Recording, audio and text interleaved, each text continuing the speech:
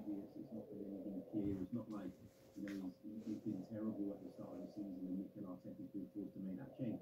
But I think we've got to be realistic and we've got to understand that Aaron Ramsdale, unfortunately, did make some mistakes at the back end of last season. And if Mikel Arteta felt there was an opportunity there to go out and upgrade and potentially increase his side's chances of winning the Premier League, why wouldn't he take that? I think there are obviously issues with maybe the way that he's communicated that, if he's communicated that at all. Nick Ramsdale came out and sort of insinuated that, the communication wasn't clear between Arteta and his player. But I agree with Dean. Like, your dad doesn't need to do that. I don't understand what he thinks Aaron Ramsdale gains from coming out and doing that. Mikel Arteta's not going to like it. The club are not going to like it.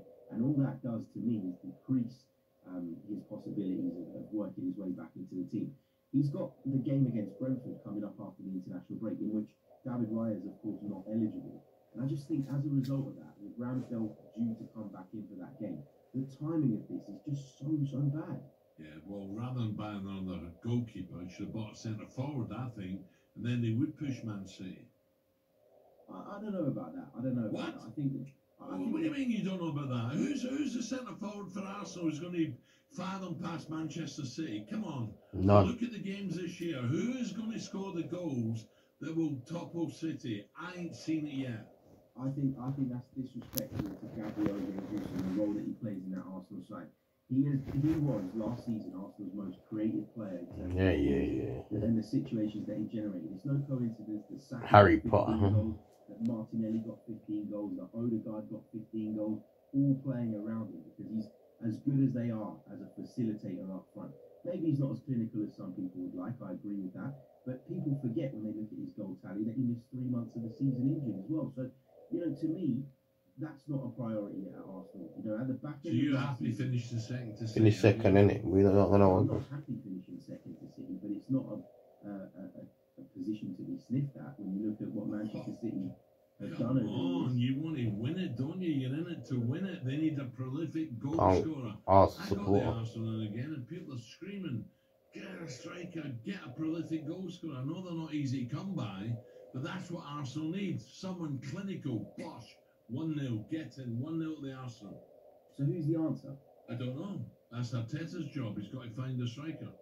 And it's Arteta's job to decide which goalkeeper he thinks is going to be. Yeah, and he's got it wrong. He's got it wrong. I'll tell you now, he's got it wrong. Have you seen Arsenal's defensive record in the Premier League this season? How can you say he's got it wrong? I don't care. I've seen Ramsdale. Ramsdale's a better goalkeeper. What I would say is the manager lives and dies by these decisions. I've been a manager, and your opinion is different to 50,000 people watching, and you've got to make that decision. He's made the decision to sign a new goalkeeper, and he knows if it goes wrong, it's going to get him the sack. And if he doesn't buy a striker, when he got rid of Aubameyang, didn't he? And to find a striker now, where you can't find him anywhere. He gets 20 goals. And about the boy from Brentford and just cajoled him along till his band's up. I love watching Jesus play, by the way. Well, I think he's a great footballer. I don't agree. Why would you sign Ivan Toney when he can't play? I would. So I've got him there. I let him in the setup. He can train, do what he likes. I would have him. He's going to cost more. When he comes back and starts scoring goals again, he's going to cost a lot more. That's fine. You tell me Eddie is the answer, is he? No, I'm not saying Eddie's the answer. Eddie Murphy's rubbish. Is coming to America. Arsenal side as anybody. He's been at the centre of Arsenal's rise back up from a side that were a laughing stock, that were barely qualifying for Europe at the time that Arteta took over. But I think that it's really harsh to say that Gabriel Jesus isn't a good player, doesn't deserve to be in the side. I think Arsenal have other issues that they need to address ahead of that. And as I say, I think like where? What would you like to address? Yes, to top of City? Another centre back. For me, the midfield. We brought Declan Rice in, which was a massive coup for Arsenal. Brilliant player. We brought Kai Havertz in to play in a midfield role, which I'm not totally convinced about. Yeah.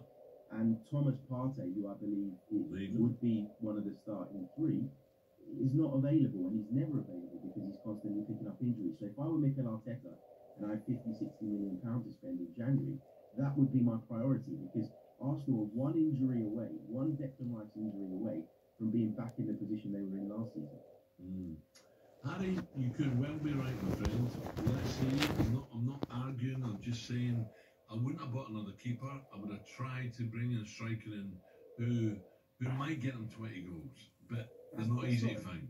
That's not I'm not saying that's an outrageous opinion to have. I think a lot of Arsenal fans would agree with you. I just think at this moment in time, you know, there are other areas that need to probably be addressed first. And it gets under my skin when the Jesus sort of slander comes out, because I think he's done so much for Arsenal Football Club. He's been such an upgrade on what You're injured. And, you know, if you're Mikel Arteta, you can't do everything at once. Do you know what Jesus, for me, he's like the type of striker that you'd love to play with alongside him in a two. You know, he works his socks off, and he will supply you with goals. Okay, Harry, thank you. We'll talk.